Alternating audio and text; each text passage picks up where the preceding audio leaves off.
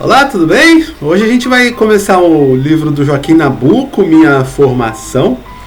Eu já li esse livro, deixa eu ver aqui quantas vezes. Eu tô na quinta vez que eu li o mesmo livro. Para vocês não acharem que é conversa mole, eu li esse livro em 2011, em 2012, em 2018, em 2021. E agora eu vou fazer uma leitura para vocês. Esse livro está todo anotado, todo marcado, porque realmente é um livro especial para a segunda fase do concurso de admissão à carreira de diplomata. E por que ele é especial? Porque o Joaquim Nabuco foi um embaixador brasileiro em Washington, o primeiro embaixador que nós tivemos. Ele vem da política interna, ele é filho de senador e também é um abolicionista. Então eu acho que vale a pena a gente olhar para o Joaquim Nabuco, hoje no século XXI, como um homem branco progressista sapatênis, entende? É essa comparação. Me perdoem os homens brancos sapatênis, mas é essa comparação. É um cara parceiro da nossa causa. Para efeitos de segunda fase, jamais você vai dizer isso. Você vai dizer que ele foi embaixador nos Estados Unidos, beleza? Então a capa. Essa edição tem uma introdução, uma apresentação do Evaldo Cabral de Melo Neto, ou do Evaldo Cabral de Melo, não confundir com Cabral de Melo Neto. O Evaldo Cabral de Melo é historiador, fez uma introdução por ocasião do centenário da obra. E eu gostaria de ler alguns trechos dessa apresentação, porque ela vai servir para vocês de argumento de autoridade quando vocês forem contextualizar a obra Minha Formação. Então, não necessariamente você precisa citar a obra, citar o texto da obra. Se você quiser se valer de um segundo texto de autoridade, você pode citar um crítico da obra.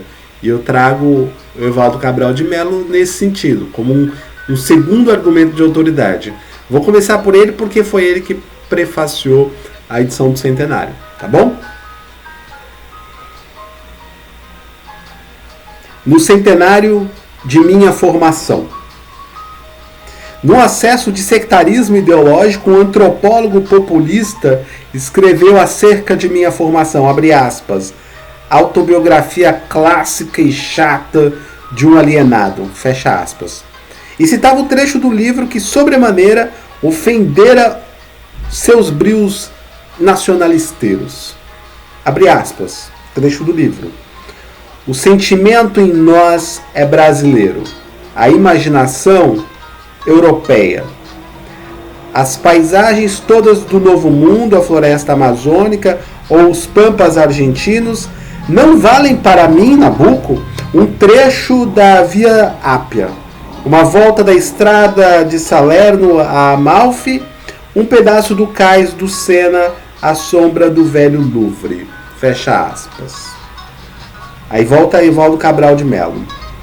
Ora, para quem acredita que, populista ou não nas suas opções políticas, o essencial da atividade do antropólogo reside na capacidade de compreender valores culturais diferentes dos seus, a afirmação resulta pelo menos surpreendente. Tinha-se o direito de esperar de um antropólogo que, em vez de reservar sua empatia às tribos indígenas, a aplicasse também a um autor brasileiro de finais de 800, que, à maneira de muitos dos seus contemporâneos brasileiros, preferia muito naturalmente a visão do cais de Sena à sombra do Louvre. Mas a capacidade de compreensão dos antropólogos parece, por vezes, estranhamente especializada, como indica o exemplo do próprio Lévi-Strauss, que, havendo também guardado a sua para as sociedades primitivas do Brasil Central, descreveu os intelectuais paulistas dos anos 30 com a impertinência muito pouco antropológica de uma intelectual da Rive Gauche. Disclaimer, toda vez que eu fizer uma pausa é porque eu estou mudando de assunto dentro ainda da proposta do vídeo. Então, vamos continuar com o prefácio de Evaldo Cabral de Melo.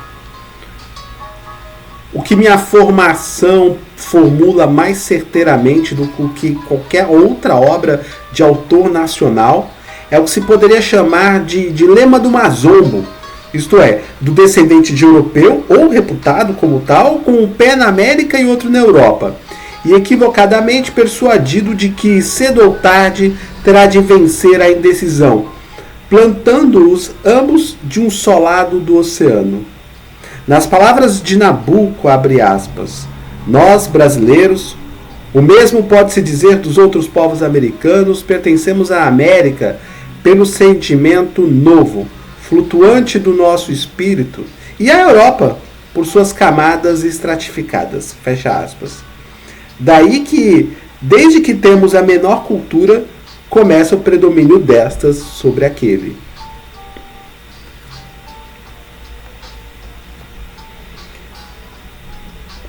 A explicação é mais delicada que profunda. É a atração de afinidades esquecidas, mas não apagadas, que estão em todos nós, da nossa comum origem europeia. A instabilidade a que me refiro provém de que na América falta a paisagem, a vida, ao horizonte, a arquitetura, a tudo o que nos cerca um fundo histórico, a perspectiva humana, e que na Europa nos falta a pátria, isto é, a forma em que cada um de nós foi vazado ao nascer. Ora, sem compreender o dilema do Mazombo, é a própria cultura brasileira do século XX, isso é, a cultura em que vivemos, que se torna ininteligível, pois ela constitui basicamente uma cultura inventada para superar esta grande dilaceração mediante a invenção de uma identidade nacional destinada a romper com a Europa, ou, nos termos de Nabucco, parar na primeira missa.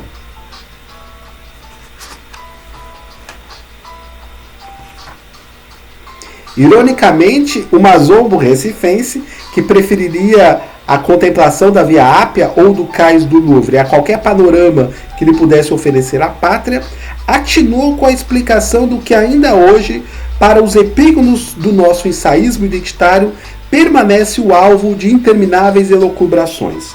Numa curva inesperada do capítulo de minha formação, intitulado Maçangana, o leitor esbarra nessa frase surpreendente, escrita um decênio após a abolição.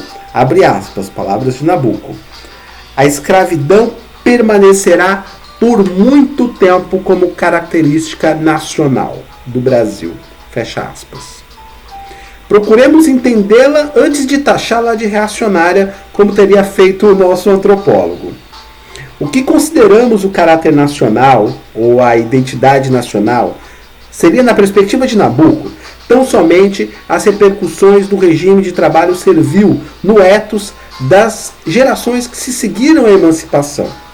Em O Abolicionismo, o outro livro, ele fizera fincapé no fato de que a herança escravagista hipotecara o futuro do Brasil, não se fazendo ilusões sobre os efeitos imediatos da abolição, que devia ser apenas o começo da grande reforma nacional.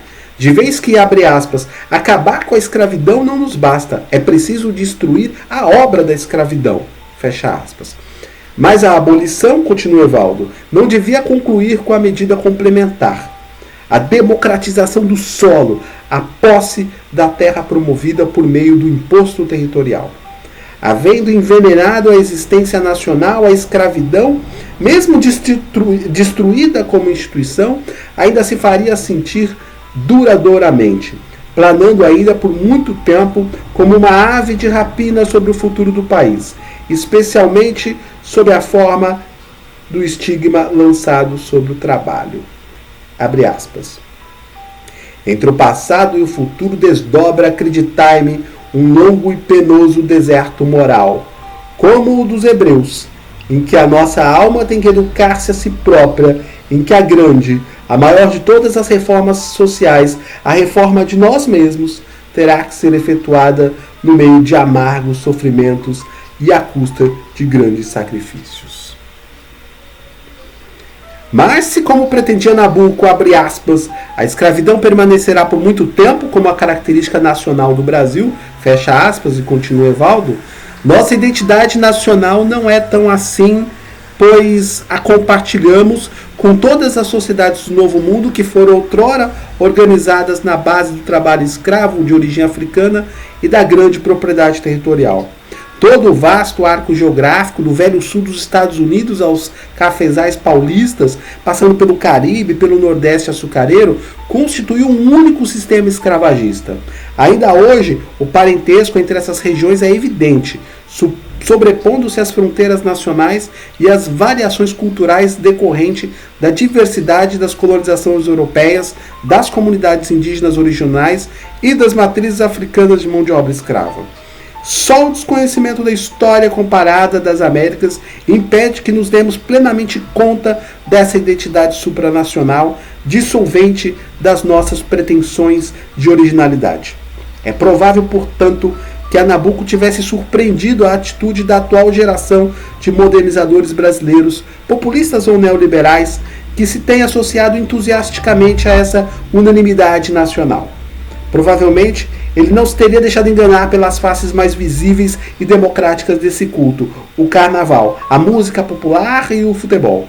Mas nossa obsessão identitária, ele o teria plausivelmente encarado como a última resistência, sutilmente subliminar, ao triunfo de valores universais que lhe eram caros, e mefítico vapor ideológico que a nossa falecida sociedade escravocrata ainda exala, 100 anos decorridos da abolição.